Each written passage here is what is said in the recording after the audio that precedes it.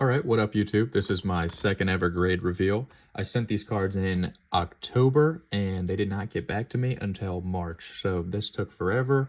I'm happy that they're finally back. I'm going to quickly get to the review, and then we'll talk about the cards later.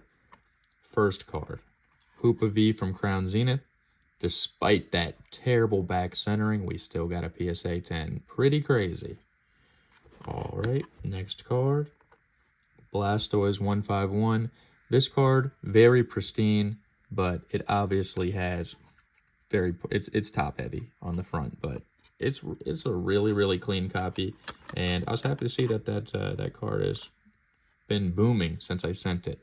This card makes me extremely happy. This is one of the coolest modern Pokemon cards to me, and really stoked to get this in a 10.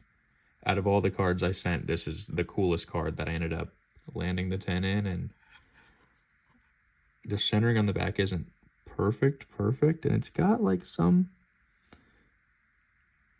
slight imperfection-y kind of stuff going on, but pretty pristine. And the last card I sent was this Terrestrial Festival Eevee, which this card you might think, why would you even send that? So I have a family member that lives in Japan, and they gifted me some Pokemon packs when they visited, and I got a Terrestrial Festival pack, and this was the hit card that I got.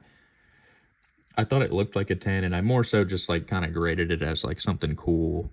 Like, it's from Japan.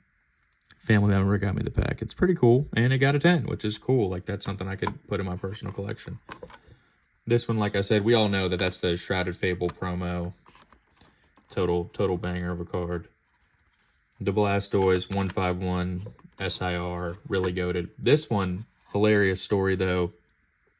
I posted this on eBay for like $5, and then when I picked it up and looked at it, I thought it was one of the most pristine Pokemon cards I had ever like looked at. I was like, it is insanely perfect, right?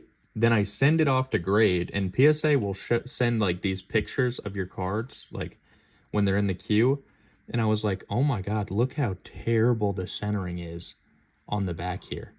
Like, I thought I was such an idiot. I was like, I sent in a Hoopa V that's gonna get a 9. What an insane waste of money. But even with this very poor back centering, I guess just like the pristineness of the card carried hard enough for it to get a 10. So on my second ever submission, I went 3 for 4, hit really heavy on the Kingdra, which is a banger, and this would bring me to 5 out of 7 cards being PSA 10s that I've sent in. So is it possible for like a total noob, nobody who doesn't really know what they're doing, to get PSA 10s? Yes, it's totally possible.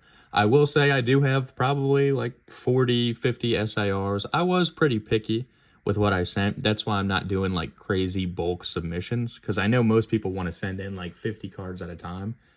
My thought process though is like, if it doesn't have a chance to get a 10, then it's a waste of money to send it. Even though sending small batches of cards, you end up kind of losing money because insurance and shipping costs so much. It's like $27.99 per card now, which is insane. And then insurance and shipping cost a lot of money.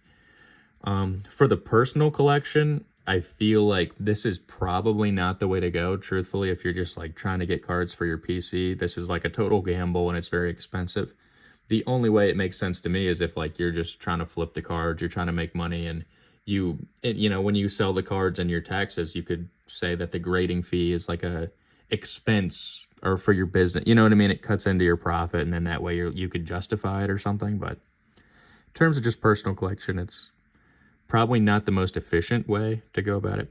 But it's still fun though. You know what I mean? Extremely cool to have like somebody, like I think I was gifted this Shrouded Fable promo box for like Christmas or my birthday last year, and to hit the 10 and that is amazing.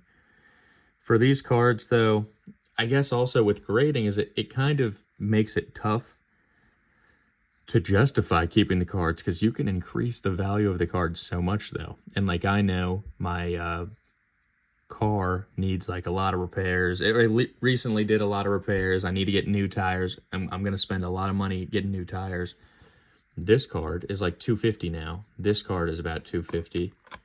And the Hoopa V, that one's like $100. The Hoopa V, I don't have any attachment to that. I graded it because I thought I would get a 10. These two, though, I don't know. Will I sell them? Will I keep them? Based on my current situation, I probably have to sell them, which kind of sucks, but we'll see. Maybe I'll keep them, but I don't know. But yeah, sorry for the rant. If you're still here, support Total Noob, PSA grader, Pokemon YouTuber, the Pokemon Purist. I appreciate your time. Peace.